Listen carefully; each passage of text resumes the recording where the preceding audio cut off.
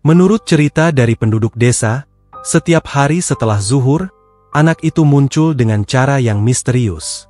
Dia selalu mengenakan pakaian lusuh yang sama dan membawa es kelapa serta roti isi daging yang sama pula. Tak lama kemudian, bocah itu datang lagi, menari-nari sambil menikmati es kelapanya. Kelakuannya jelas membuat orang lain merasa lapar dan ingin ikut meminum es tersebut. Lukman akhirnya menegurnya. Namun, alih-alih takut, bocah itu malah menunjukkan ekspresi marah dan menatap Lukman dengan mata melotot seolah-olah siap untuk melawan. Bismillah, ucap Lukman sambil tetap mencengkeram lengan bocah itu dengan kuat. Dia menguatkan pikirannya dan berencana untuk mencari tahu apa maksud dari semua ini, jika memang bocah ini hanya berpura-pura menjadi anak kecil.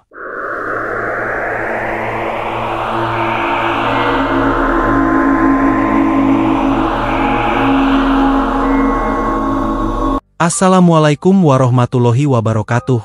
Halo teman-teman semua, selamat datang di channel Kalam Misteri. Dan pada video kali ini Kalam Misteri akan membahas tentang kisah seorang anak misterius pembawa pesan Tuhan di daerah Ketapang, Kalimantan Barat.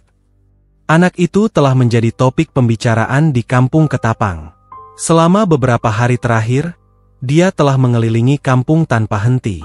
Dia mengganggu anak-anak seusianya, bahkan orang-orang yang lebih tua, dengan perilaku yang sangat mengganggu penduduk kampung. Dia sering terlihat membawa roti berwarna coklat terang yang terlihat menggoda, serta es kelapa di tangan kirinya yang terlihat segar dengan tetesan air dan butiran es menempel di kantong plastiknya.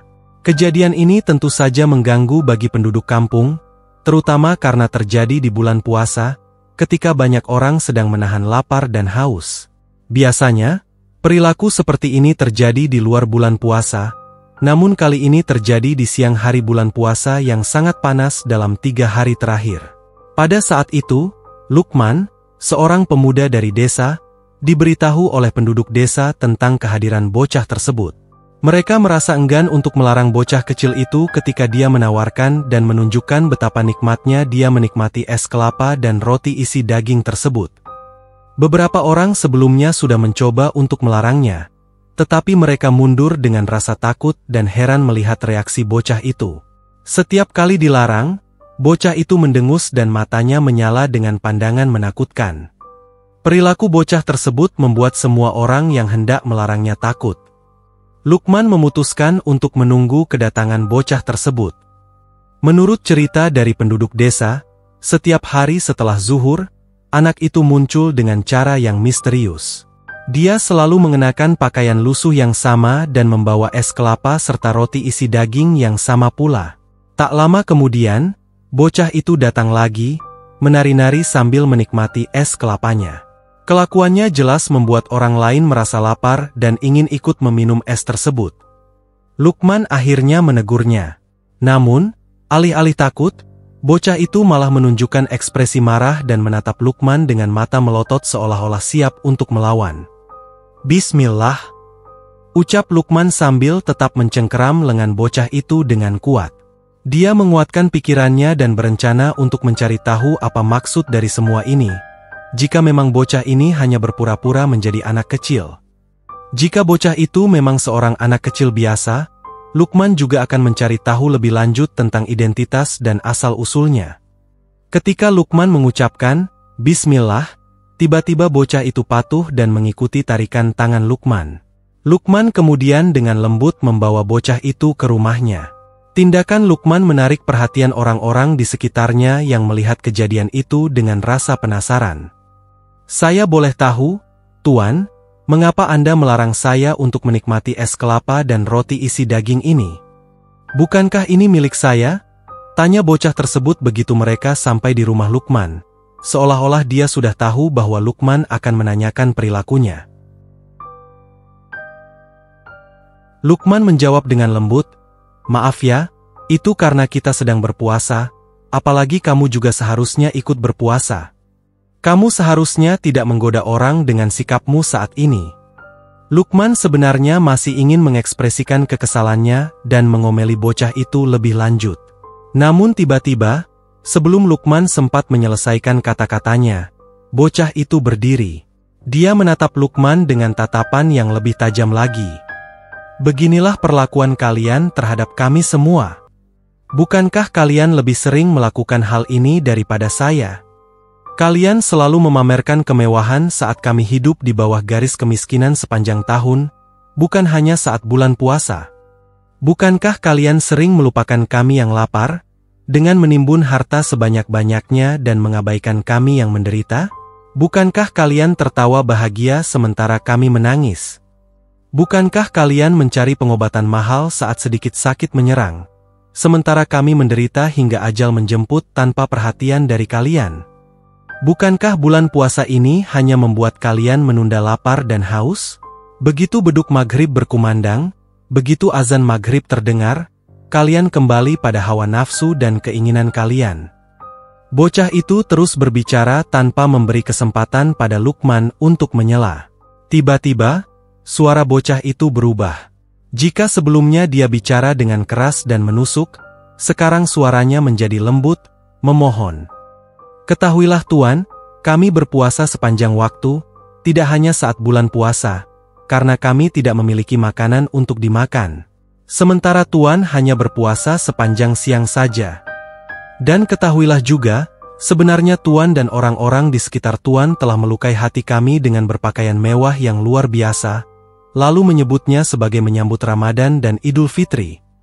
Bukankah Tuan juga yang selalu berlebihan dalam persiapan makanan yang sangat beragam dan melimpah, dan menyebutnya sebagai persiapan menyambut Ramadan dan Idul Fitri?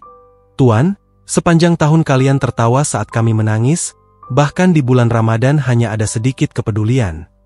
Tuanlah yang sering melupakan kami, yang menggoda kami, sepanjang tahun, termasuk di bulan Ramadan ini. Apa yang saya lakukan adalah apa yang sering dilakukan oleh Tuan dan orang-orang sekitar kepada orang-orang kecil seperti kami. Tuan, apakah Tuan menyadari ketidakabadian harta? Mengapa masih berpegang teguh pada harta yang berlebihan? Tuan, apakah Tuan menyadari konsekuensi jika Tuan dan orang-orang di sekitar Tuan hanya tertawa sepanjang waktu dan melupakan kami yang seharusnya diingat? Bahkan, kelebihan yang Tuan dan orang-orang di sekitar Tuan tidak hanya terbatas pada harta, tetapi juga dosa dan maksiat. Apakah Tuan mengetahui bahwa azab Tuhan akan datang? Tuan, jangan merasa aman hanya karena kaki masih berpijak di bumi. Tuan, jangan berpikir bahwa perut akan tetap kenyang karena masih ada persediaan makanan untuk setahun. Jangan pernah berpikir bahwa matahari tidak akan pernah tenggelam dengan bumi suatu saat nanti. Lukman tidak tahu apa yang ada di dalam pikiran dan hati bocah itu. Kalimat demi kalimat terus mengalir deras dari mulut bocah kecil itu tanpa henti. Lukman semakin yakin bahwa bocah ini bukanlah sembarang anak. Setelah mengucapkan kata-kata tajam seperti itu, bocah itu pergi meninggalkan Lukman yang terdiam dalam kebingungan. Di kejauhan, Lukman melihat bocah itu tiba-tiba menghilang begitu saja, seolah ditelan bumi. Tanpa ragu, Lukman berlari keluar rumah menuju tepi jalan raya di kampung Ketapang. Dia memeriksa sekeliling dengan teliti, mencari bocah itu di setiap sudut yang terlihat, tetapi tidak berhasil menemukannya. Dengan napas terengah-engah, Lukman bertanya kepada orang-orang di ujung jalan, namun mereka semua menggelengkan kepala dalam kebingungan. Bahkan, orang-orang yang menunggu di depan rumahnya juga tidak melihat bocah itu keluar dari rumah Lukman. Bocah itu sungguh misterius, dan sekarang dia lenyap tanpa jejak. Lukman tidak ingin mengambil risiko lebih jauh. Dia segera kembali ke rumah, mengambil sajadahnya, lalu sholat dan bersyukur kepada Allah. Meskipun kejadian tadi sulit dipercaya dan tidak masuk akal, Lukman memilih untuk mempercayai bagian yang masuk akal, yaitu bahwa apa yang dikatakan bocah misterius tadi adalah benar.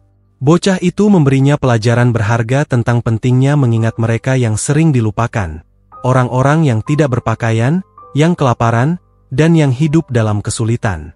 Bocah itu juga mengajarkan pada Lukman bahwa mereka yang lebih berada, yang diberkati oleh Allah, seharusnya tidak menggoda orang-orang kecil, orang-orang yang kurang mampu, dengan cara memamerkan kemewahan secara berlebihan. Lukman merenungkan dampak sosial yang mungkin timbul jika kita terus-menerus memamerkan kemewahan kita, sementara orang lain yang melihatnya sedang berjuang untuk bertahan hidup.